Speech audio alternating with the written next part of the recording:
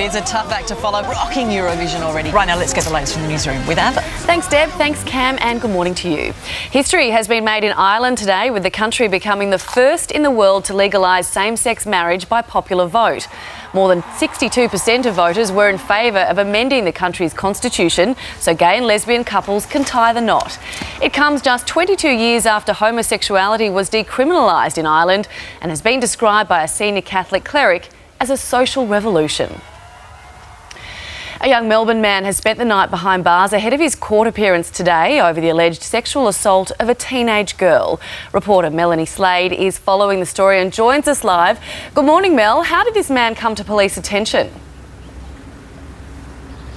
Good morning, Amber. Well, it's alleged that the 18-year-old Cheltenham man was involved in a sexual assault in a Bayside Melbourne suburb in the early hours of Thursday morning. The victim, a 16-year-old girl. It's alleged that the attack happened in the bungalow at the back of a Cheltenham property. Police say the offender spent an hour in the room, carried out a serious sexual assault and then offered the victim money as compensation. On Friday, the 16-year-old's father made an emotional plea for anyone with information to come forward. Then, yesterday morning, an 18-year-old Cheltenham man handed himself into police. He was questioned by the Sexual Crime Squad for several hours and then fronted the Melbourne Magistrates Court here yesterday afternoon. He faces 7 counts of rape, 7 of indecent assault and 1 of aggravated burglary. He spent last night behind bars and will again front court here later this morning. Amber. OK, Mel, thank you.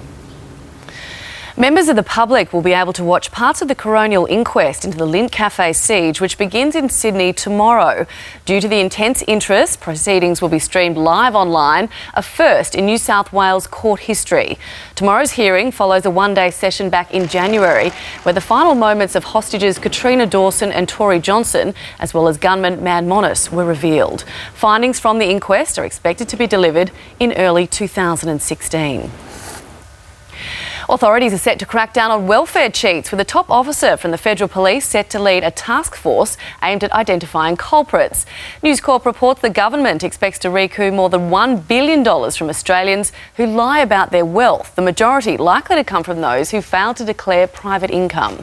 And Weekend Today will have more on this story with News Corp's national political editor Samantha Maiden coming up shortly. The Iraqi government says they've destroyed one of the Islamic State headquarters in the country's west. In a video just released, Iraqi fighter jets are seen targeting buildings and vehicles believed to be carrying ISIL militants in the overrun area of Anbar. Meanwhile, in the country's north, Shiite militias are in a fierce battle with ISIL to secure the country's largest oil refinery outside the town of Baiji.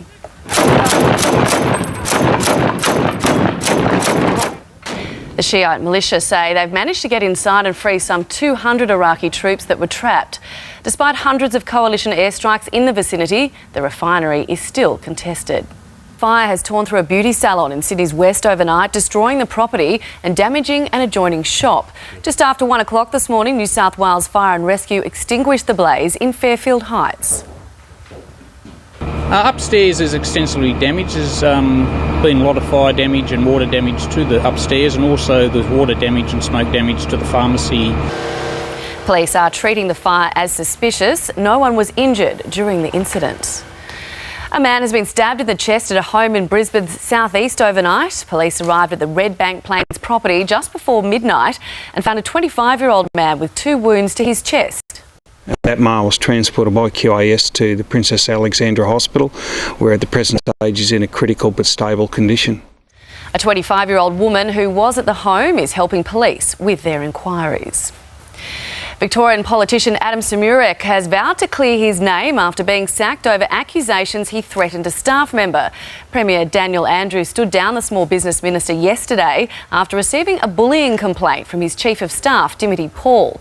Mr Semurek denies Mrs Paul claims that he used threatening and intimidating behaviour, but he has agreed to stand aside pending an investigation. The opposition has raised concerns over plans to revoke the citizenship of foreign fighters, claiming Australia would be safer if jihadists were jailed rather than deported.